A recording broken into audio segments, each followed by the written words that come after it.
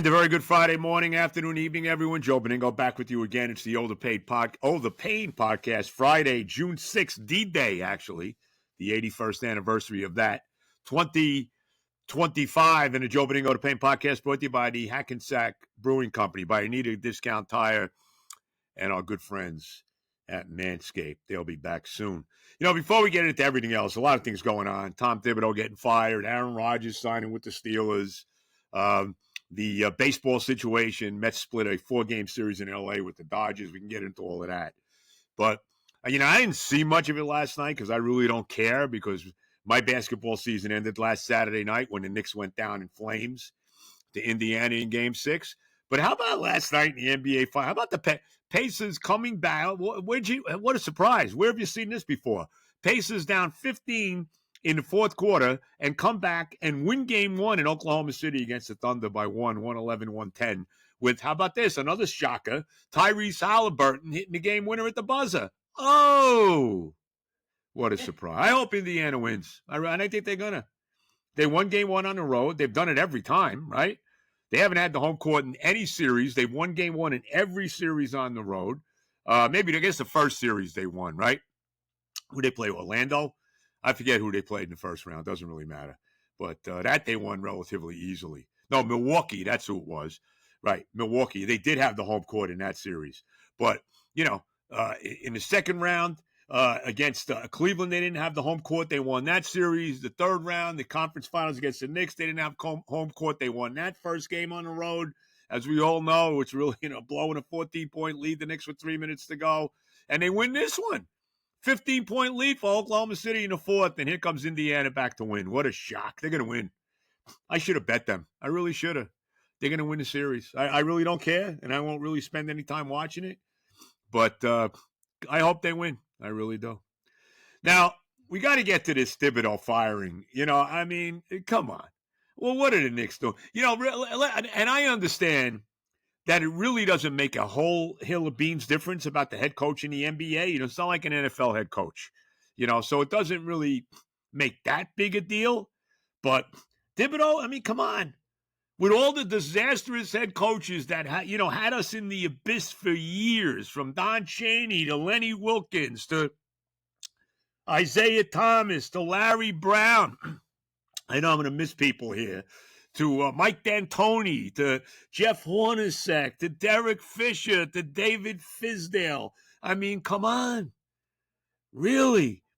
All these brutal coaches, they finally bring Thibodeau in. He takes them to the playoffs in 4 of the 5 years he's the head coach. They've got 4 playoff series wins. He has back-to-back 50-win seasons. He takes them to the conference finals for the first time in a quarter century. And they fire him. It doesn't make a lot of sense to me. Now, a bunch of stuff goes into this. Number one, you heard rumblings that a couple guys on the team, Karl Anthony Towns, remember Towns played for him in Minnesota as well. Karl Anthony Towns and Mikal Bridges had issues with him. All right, so you heard that. But I really think this way. I find it hard to believe Leon Rose was the totally responsible for firing him. I really find that hard to believe, because Rose has done just a terrific job with this team. Still don't love the Karl Anthony Towns trade. I would have kept DiVincenzo and Randall, but whatever. You got to give Rose credit for taking the Knicks out of the absolute dark ages and getting them back into relevance. I really don't believe Rose is the guy that fired him. I think Dolan did. I think Dolan was so excited after they beat the Celtics, figuring, okay, they're going to win it all now. Now we're going to win the world championship. We beat Boston. We did this. We're going to move. We're going to go all the way now. I think after that happened, I think he thought they were going to win it. And I think when they went down, he had to find somebody. He had to find a scapegoat. And the scapegoat was Thibodeau. And you're hearing all these different names. Who's this guy? What's his name? I forget the guy's name now. He was an assistant to the Knicks and all of that. I think he was in Cleveland with Atkinson or whatever. I forget his name. But I know he's a front runner. I've heard Jason Kidd's name. You've heard Malone's name. You've heard, what's his name? Butenholzer, or whatever the hell you say his name.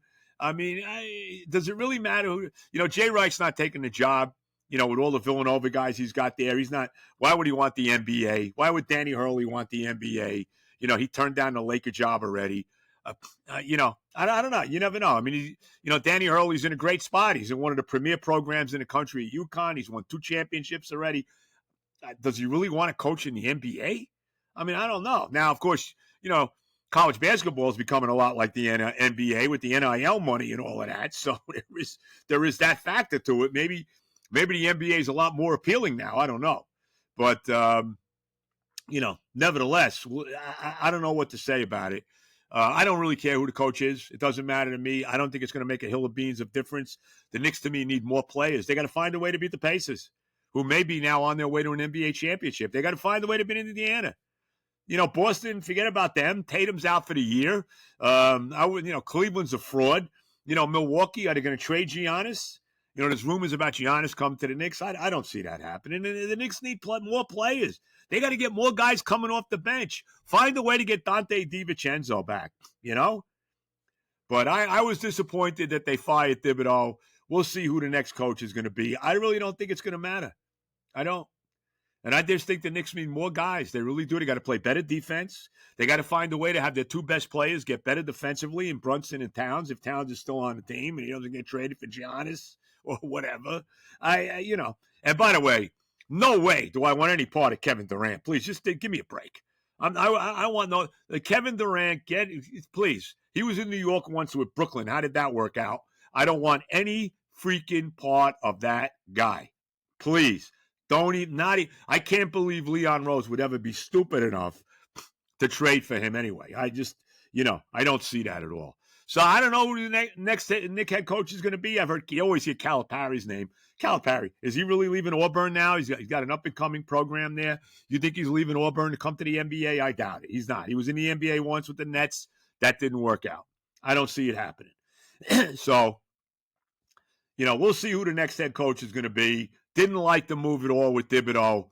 It is what it is, and we'll move on. But I just think the Knicks don't have enough players to win an NBA title yet. But that's me. That's how I feel. But we'll see. We'll see what happens going into next year. Now, how about that? And is there really any surprise that Aaron Rodgers signs a 1-year deal with the Pittsburgh Steelers, right? And what a shock. You know the NFL knew all about that he was going to sign there, because look at opening day. What a surprise. Jets and Steelers at MetLife. The only surprise about it is that it's not the Sunday night game and that it's a 1 o'clock Sunday afternoon game. Thank God for that. As we get to see Aaron Rodgers come back to stick it up the Jets' ass, right? Don't you think that already? I do. I hope I'm wrong. I hope we beat the crap out of them, but I don't count that as happening. So, opening day, Aaron Rodgers at MetLife against the Jets. What a freaking surprise that is. Oh, my God. Unbelievable. You knew he was going to sign with Pittsburgh at some point, so can't be too surprised about that.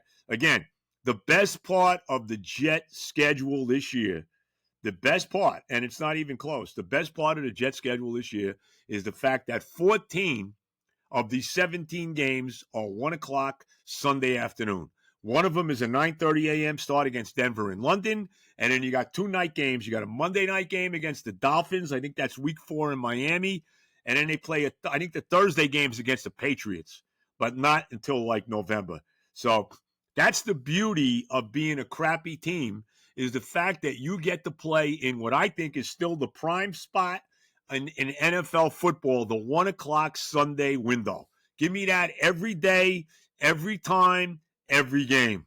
I'm in. I love it. So, opening day, Aaron Rodgers and the freaking Steelers coming to MetLife to play the Jets. What a freaking surprise. Does anybody really? I mean, what else can you say? There's really nothing else you can say. What else can I tell you? Anyway, so had to throw that in there. Found out about that yesterday, and it is what it is. Now, as we continue to move on, don't even ask me about the Stanley Cup Finals. I could care less.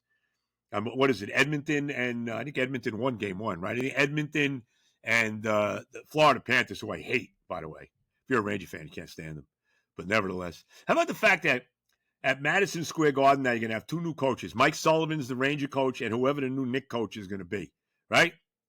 Right? I mean, why not? I mean, look, I understand why the Rangers have a new coach. I don't understand why the Knicks have a new coach. That makes absolutely no sense at all. But I fully blame Dolan. I think this was Jim Dolan all the way, reacting to the Knicks getting eliminated, thinking, Mayor Adams had streets named for all the different, even Huck Porty had a street. What? Come on. Did he take those street names down? Are they down now? Come on. Unbelievable. But basketball's over. Like I said, I could care less about the finals. I hope Indiana wins as they steal game one last night. What a shock. But baseball season's here now. And I'm very excited about the Mets. I know they lost yesterday to the Dodgers. They blew that 5-3 lead in the eighth inning. Reed Garrett gave it up. He walked Mookie Betts to start the inning. You had that terrible play where Beatty had the guy dead to rights at the plate and double clutched it and then threw the ball away and all of that. Bad loss. But you know what? Every Met fan would have signed for a split of the 4-game series in L.A. with the Dodgers. I mean, I would have signed. I said that right away. Now, look, they could have easily won all 4 games. Game 2, they lost in extra innings when Nimmo didn't catch a fly ball he should have caught. I don't know what happened on that ball that Freddie Freeman hit that wound up winning the game. And they probably should have won yesterday. They left a small village on base. They had a 4-0 lead in the game. David Peterson pitched a solid 7 innings. They were leading 4-3 when he left. And then Garrett, who's been great, gave it up. What are you going to do? What are you going to do? How about Pete? How hot is Pete Alonzo? Let's be Uncle Stevie. You got to pay this guy. I mean, I would not even wait to the end of the year to get the money anteed up for Pete Alonzo. I mean, right now, to me, he's the MVP of the league. Now, they'll never give it to him. You know that.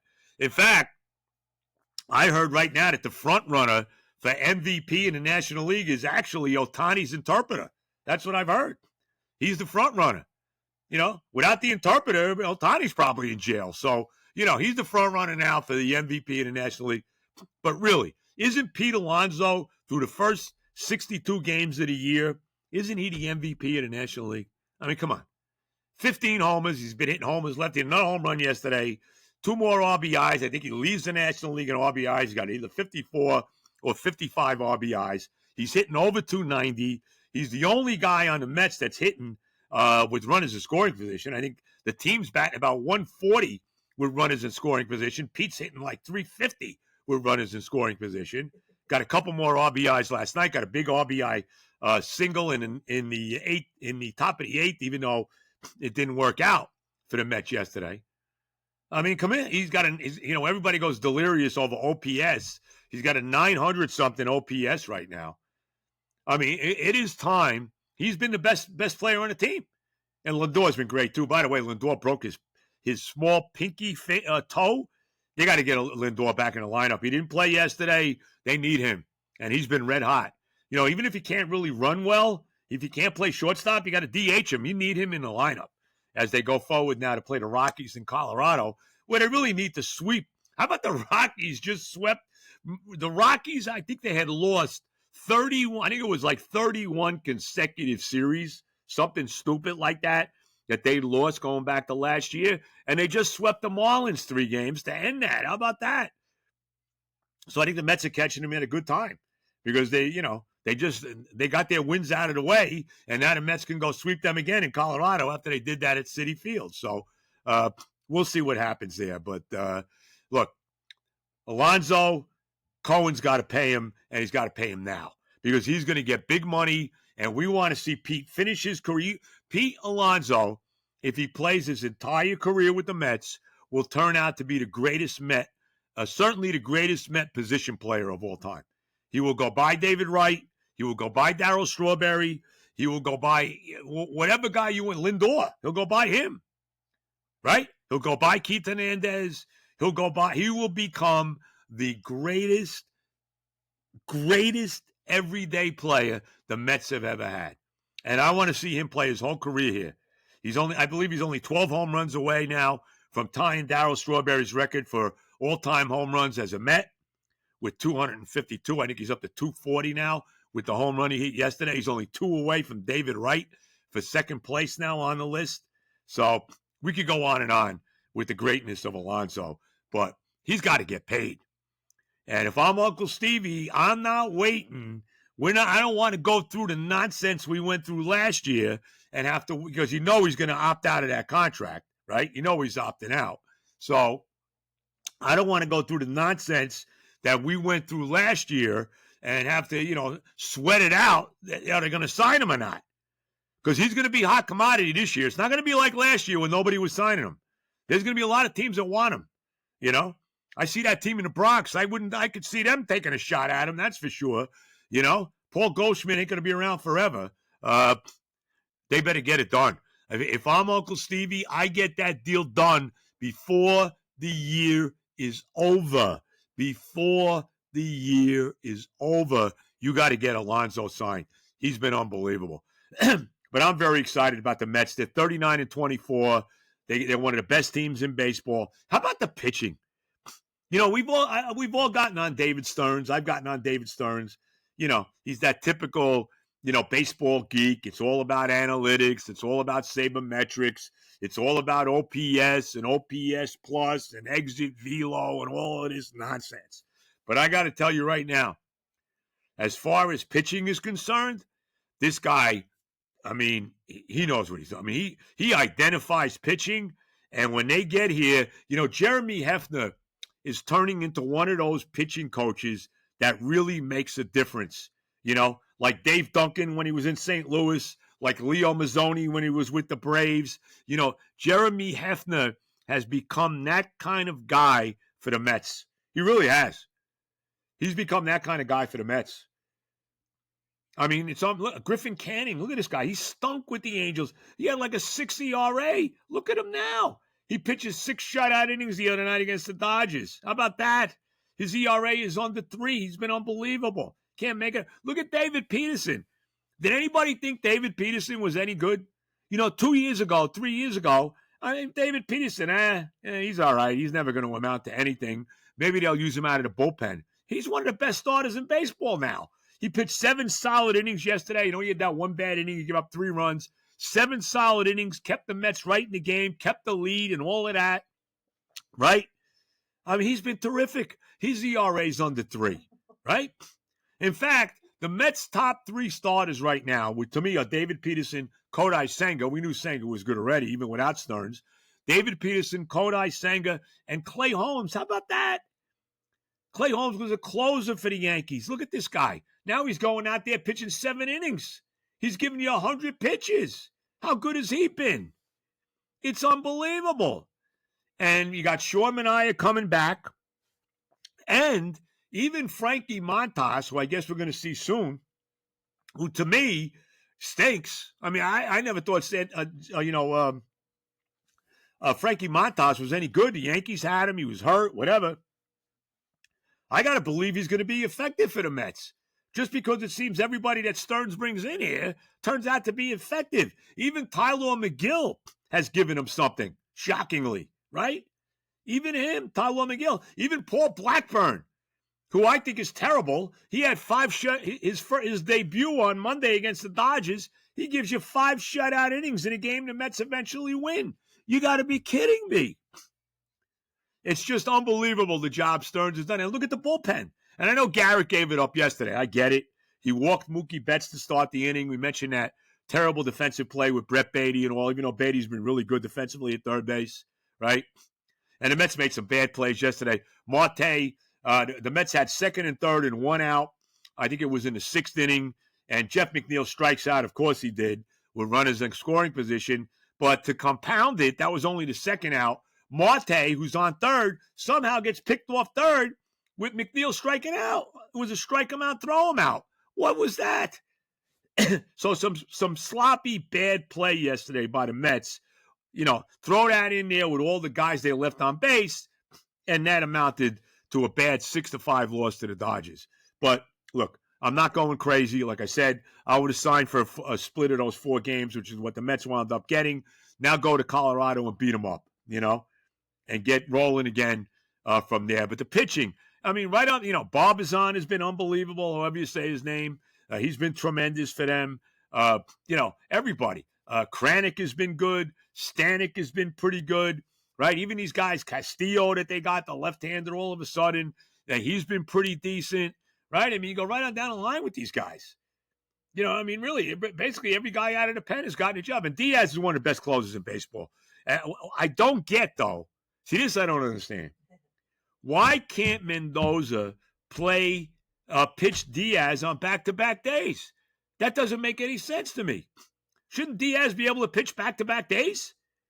The other night in the game they lost, in extra innings, the second game of the series, why was Barbizon closing and not Diaz? When the Mets had a one-run lead in the ninth inning, that didn't make any sense to me. I didn't understand that. And Barbizon gave up that home run to Max Muncy to tie the game, and they lost it in extra innings when Nimmo misplayed that ball by Freddie Freeman. So, but whatever. The pitching has been unbelievable. And to me, they got, if not the best manager in baseball, he's up there in Carlos Mendoza. So right now, very excited. Ronnie Mauricio is up. We'll see what happens with him. Vientos on the IL. Don't say DL. You say DL, it's like saying Redskins and Indians. We don't want to do that. So, but anyway, I just did. But anyway, what was I going to say? I forgot all about it now. I'm losing my train of thought. I'm getting too old now. Playing golf today, excited about that. But nevertheless, where were we? The Met pitching has been great. Got to give Stearns credit for that. And Jeremy Hefner has turned out to be one of the top pitching coaches in baseball. There's no doubt about it. The Mets are one of the best teams in baseball. They got a chance to win the World Series. The unfortunate part is it's only June 6th. You can't win the World Series in June. And all you could do is, I tell my buddy Joey T, who gets crazy every game, he treats the 162-game baseball season like it's the 17-game NFL season. You can't do it. You're going to lose games, and you're going to have bad losses during a 162-game season. You just got to deal with it and move on. But this team's on their way to winning 100 games. The key for the Mets is winning the division. You don't want any part of that 2 out of 3 miniseries. That is a complete freaking crapshoot. You want no part of that. So, so you got to win the division. The Phillies, obviously, the Braves look like they're having a rough time. The Braves have had a rough season. They really have had it. Doesn't look like Atlanta's going to be in the mix. It looks like it's just a 2-team race in the East with the Mets and the Phillies. So, but this is a really good baseball team. I am sitting back and enjoying it. Mendoza gets everybody involved. Everybody plays on this team. Everybody gets their moment out there. And you got to like that too. You got to like the fact that Mendoza gets everybody involved. So very excited about the Mets. 3 games in Colorado, 8:40 start tonight. We'll see how much of that game I see because I got the 5 o'clock start, 5 a.m. start tomorrow now on the Fan, which, by the way, I just beat the crap out of me last Saturday. But, we'll see what we can do. We'll try to be a little smarter tomorrow than I was last week. Made some stupid early morning decisions that I don't plan on making again tomorrow. But, you never know. So we'll see. But very excited about the Mets right now. If you're a Met fan, you should be. Yankees won yesterday 4-0. They took 2 out of 3 from the Guardians. What a joke. Come on. Really. Can we end the political correct nonsense now? Really? It's the Guardians. Can we go back to the Indians and the Redskins? Can we do that, please? Please. Can we go back to the Red Men at St. John's instead of the Red Storm? Nah. Why would we do that? Anyway, we don't want to get crazy. We don't want to start getting into the political nonsense. No time for that right now. But anyway, so I'm very high in the Mets. Yankees are good. Yankees are going to win the division. That division stinks. They're going to run away with it no matter what. So any Yankee fan that's got some issues, calm down. Relax. All right? Relax. One other thing, too, with the Mets, they you know what? And I know Ohtani hit a couple home runs. He had some hits and all. The Mets did a hell of a job on Ohtani. And in the 7 games they played him, and the Mets won the season series 4-3. So if it happens that the Mets and Dodgers have the same record at the end of the year and they play in the playoffs, the Mets would have the home field advantage. I don't know how much what that really means in baseball anymore, but they would. But they really, in the 7 games they played him, they handled him well. David Peterson struck him out 3 times in one of the games in New York. He struck him out in fact, Peterson's last out yesterday in the 7th inning, he struck out Ohtani looking on a 3-2 pitch. So they've done a pretty good job with Ohtani. I mean, I think they found, where you can beat him now. So that's a good thing. But very excited about the Mets right now. All right, let's throw the sponsors in here. Coming up soon, probably in a month or so, we'll do the next live podcast at the Hackensack Brewing Company. We'll give you the exact time and everything when that's going to be, the day it's going to be. Sometime next month, we'll let you know. Now, if you need work done on your car, you need tires, you need your car inspected, whatever it may be, go see Johnny, my son Johnny, over at Anita Discount Tire in beautiful Rivervale, New Jersey on Westwood Avenue, and they'll take care of you. See his boss, Harry. They do a great job. Tell them I sent you. Whatever your automotive needs are, they have it covered for you. Anita Discount Tire, Westwood Avenue, Rivervale, New Jersey. And, of course, Manscaped, they'll be back with us in August. They had some issues. I don't want to get into the reasons why they said that they have stopped for a little while, because to me it's just a cop-out, but we'll leave it at that. Nevertheless, Manscaped will be back again by the end of the month, by the end of the summer. Keep using Manscaped. Keep giving those extra inches when you groom yourself down below with the Manscaped Lawnmower Ultra 5.0. You know that is I absolutely love it, and you want to use it too. She'll like it as well. All right, Benigno the Odor Pain Podcast. Very pumped up. Next week we got the U.S. Open at Oakmont. Excited for that. I'm picking Bryson DeChambeau to win it.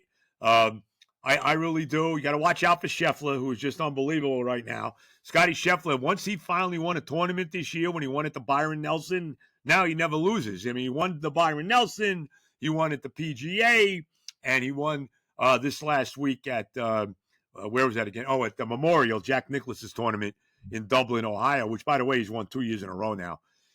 Scheffler's the best golfer in the world. There's no question about it. He'll be the favorite next week at Oakmont. I like DeChambeau. Keep an eye out for two of the live guys next week. Bryson DeChambeau and Jon Rahm. Rahm came back, looked real good. Remember, he made a big run at the PGA before he finally crapped out at the Green Mile there at the end, and Scheffler eventually wound up winning it going away when all is said and done. Keep an eye on DeChambeau.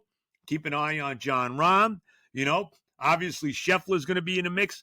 I don't buy Rory at all. I think Rory, once he finally slayed the dragon and won the Masters and has the Grand Slam now, I don't think you're going to see too much from Rory the rest of the way. As a matter of fact, he's playing this week at the Canadian Open, right? I guess it's up in Toronto.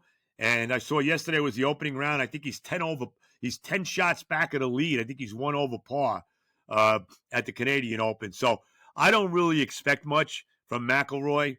I think it's all, the rest of the season this year for him is, it's all anticlimactic now for him. Now, I could be wrong. Maybe he'll come back with a vengeance at the U.S. Open. I don't think he will, because like I said, I think he did what he had to do, and it was such a drain on him that I think it's, going to be maybe not till next year that we actually see McIlroy come back again. But keep an eye next week on DeChambeau and Jon Rahm out of the Live Tour. I don't know what's going on with Brooks Koepka. He's usually very good in the U.S. Open. He's won 3 U.S. Opens. He usually is very good in this, but, he hasn't played great. He hasn't been great on the Live Tour, so we'll see. Of course, Phil Mickelson, if he ever won the U.S. Open, would finally win his Grand Slam, but we know that's never going to happen. But nevertheless, it'll be nice to see Phil playing again next week. Father's Day weekend, the U.S. Open at Oakmont. Make sure you take care of all the fathers out there. Mother's Day is a much bigger deal, and for good reason. But don't forget Father's Day. And remember, let your father do what the hell he wants to do on Father's Day. Don't say, "Hey, Dad, we're going to have a thing for you that you really don't want any part of," when maybe you want to go play golf, right? It's my day. Let me do what the hell I want to do, I got 1 day out of 365, 1 day out of 366 on leap year. Can I do what the hell I want to do? I get to my wife lets me do basically whatever the hell I want to do. So I can't complain. I have no complaints. I got the best wife in the world. Not only is she still hot at 70 years old, but but she's smoking hot, my wife. It's people think you're a lot younger, so there you go. Well, now they'll know. Well, and let me tell you this too about my wife. No work on her face either. You see all these girls that get work done on their face. Like you see these girls like 30 years old getting work done. What are you, nuts? You got to be out of here. Some of these women are just, what are you thinking about? If it's not broke, don't effing fix it. Okay? No longer the best kept secret. Well, what can I tell you? Now everybody knows. And it just makes you hotter because you're even more beautiful now. But anyway. And by the way, I'll leave everybody with this. I don't want to get into politics, but has Elon lost his cookies or what? Anyway, we'll leave it at that. You know what I'm talking about. Everybody have a great week. Enjoy your weekend. Check me out tomorrow, 5 a.m. on the Fan from 5 to 9, my new hours. But everybody enjoy your Friday. It's supposed to be pretty nice. Late day thunderstorms is what I'm hearing. So if you're playing early golf, I'm teeing off. We're teeing off at 10:46. We should be able to get it in. So enjoy it today, and we will talk to you again on Monday. All the love, everybody, and of course, God bless America.